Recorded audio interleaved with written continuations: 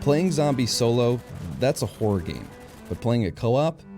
I do like the sound of this one. It tickles my special place. There is a specific kind of excitement that only comes when you hear this. So much so that as a kid, I used to be afraid to play this game alone. My friends in school would brag about playing this game as an invisible badge of honor. I think y'all know what I'm talking about. Call of Duty, Black Ops, Zombies.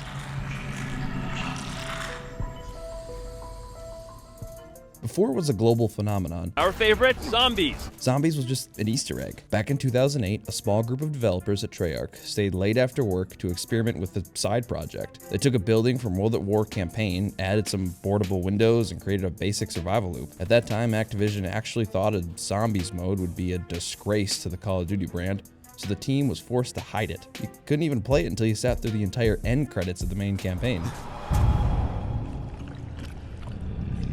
But once players found Nocturne on Toten, there wasn't any going back for the franchise. It was dark, it was terrifying, and it was unlike anything we had ever seen in a military shooter. Over the next year, World at War DLCs introduced the core pillars we still love today, such as the mystery box, perks, and finally, the Pack-a-Punch. By the time Black Ops launched in 2010, the secret was out.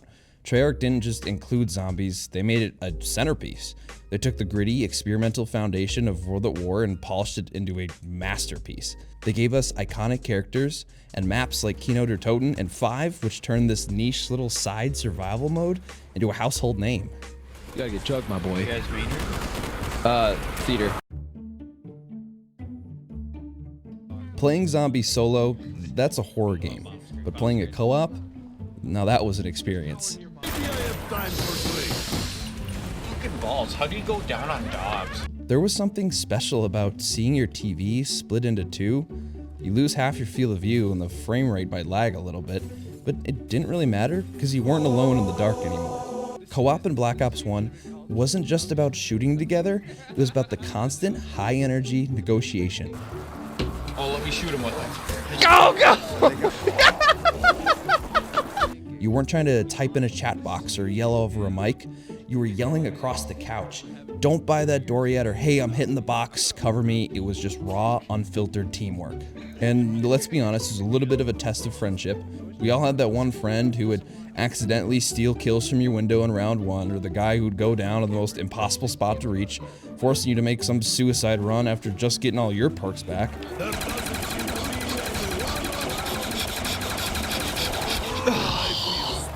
But that's where the best memories were made.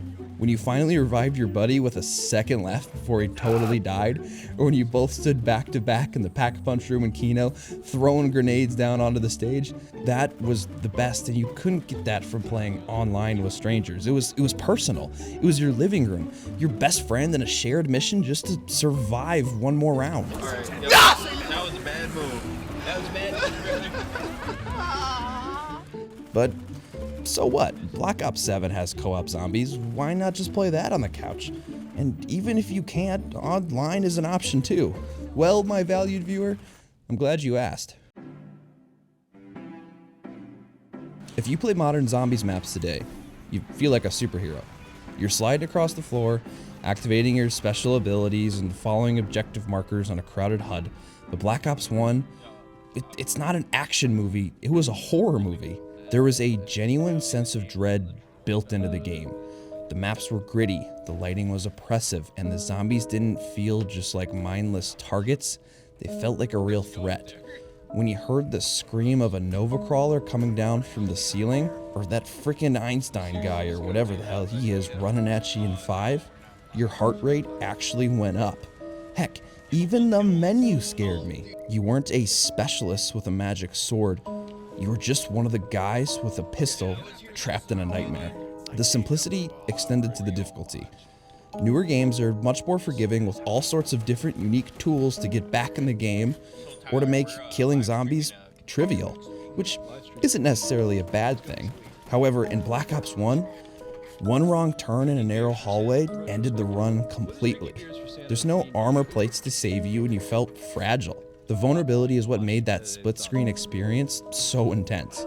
When the screen turned red and your vision started to blur, you didn't just press a panic button, you panicked in real life. We didn't need a mini-map because we knew every inch of those maps by heart. We didn't need a quest log because the only objective that mattered was survival. By stripping away all the bloat, Black Ops 1 forced you to focus on the one thing that really mattered: the terror of the zombies closing in around you.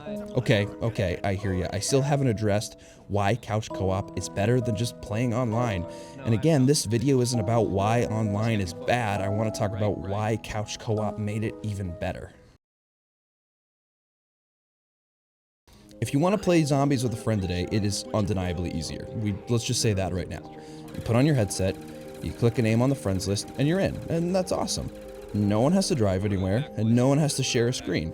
But while online gaming gave us way more convenience, I think it cost us the connection. There is a massive difference between hearing a friend laugh through a compressed microphone and hearing them lose their mind right next to you because you just pulled a ray gun and they didn't. On the couch, the game was secondary to the hangout. You could pause between rounds, grab a drink, grab another slice of pizza, and argue over who was having the better game. And at the worst moments, you could sit in the shared silence after a heartbreaking round 25 collapse. And it's important to mention the cost of entry in Black Ops 1. Back then, one person owned the disc and multiple people could play the game together. Today, if you want that same experience, every single friend needs their own console, they need their own copy of the game, and a monthly subscription just to talk to each other. We've traded this shared physical space for a digital one that it's designed to be efficient, but it feels inherently lonelier.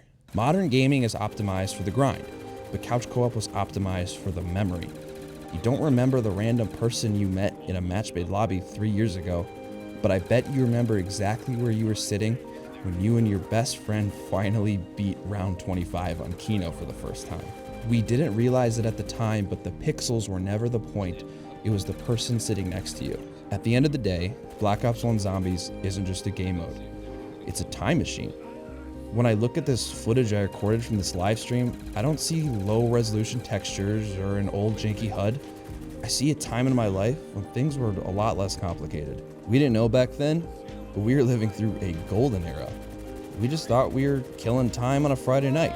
But as the years go by and gaming becomes more and more about engagement metrics and live service updates, the simple experience of sitting on a couch with a friend and a second controller feels more precious than ever. Maybe we can't truly go back to those nights when we were kids, but as long as we have these maps, these memories, the spirit of that era isn't really gone.